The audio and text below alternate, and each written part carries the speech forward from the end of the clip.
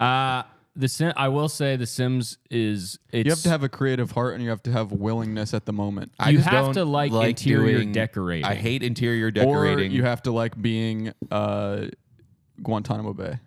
I see. Yeah. That was the other thing I was going to say. I hate torture, the Stanford prison experiment. Yeah. You don't like that? I hate it. Why? I hate that thing.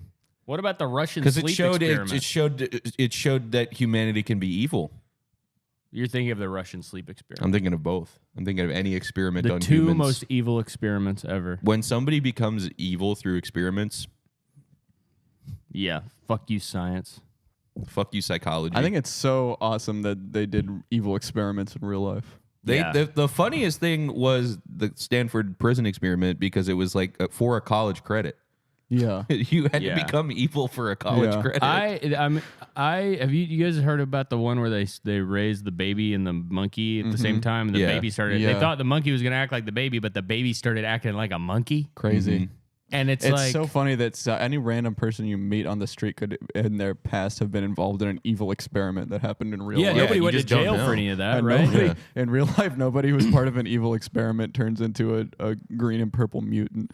They just walk around and feel bad all the time. The rest of their life. They just have to go to therapy. The peak, the closest you can get is a Unabomber. That's all you can aspire to. But most of the time, you're just going to be a guy who listens to music loud at night on your headphones. Thinks, damn, why did I do that evil ass experiment? Yeah, hanging out at the library. Why did they do that to me? Why was I was in? What was the point? I was an English major at University of South Carolina. Our hypothesis is that if we force people to electric shock each other, they'll scream in pain. Yeah, and they actually have to test stuff like that. That's why science used to be so much more evil. Is they had to test like. Well, they ran out of all the good stuff. Yeah, all the all of history. Whenever science was invented, the 1600s, all the way up to the 2000s, they were like okay, let's test it. Does a feather feel good when it tickles? Is it fun to bounce on a trampoline? What's the best chocolate? The early science. And then they're like, well, we checked all those boxes. And then they got to what happens when you drop a baby on a brick floor? They were doing Caravaggio paintings as experiments for like 200 years. They have a big book with a bunch of check boxes. Oh, what is it today? Oh, damn. Yeah, flipping through the good pages. Oh, shit. We got to make sure these kids stab each other. They had to cut off every single body part to see if that one hurts. See if there was one body part you could cut off, and like a lizard, it just grows back. Doesn't it? Turns out nothing did. Any of those psychological experiments, it's like they always finish it. I've never heard of any of them, it's like, oh yeah, the Stanford prison experiment. It was so like everybody became like so evil to each other.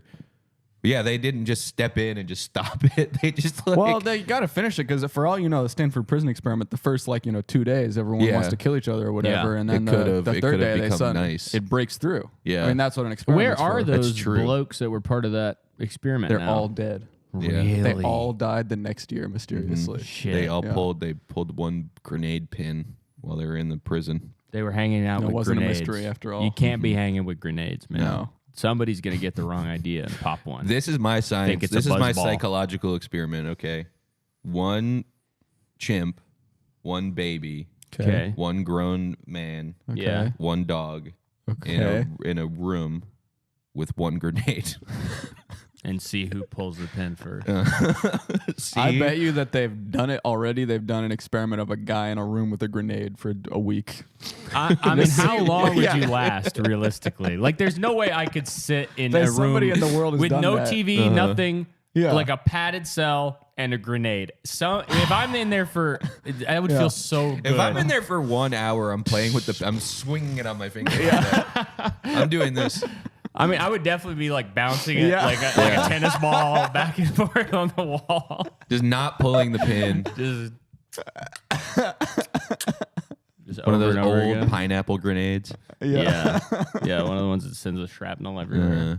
And at the last day, I mean, as soon as that door opens, And then, oh my God, I'm the Rainbow door opens. Six, End of pop the it. end of the week, door opens. You think you're getting let out.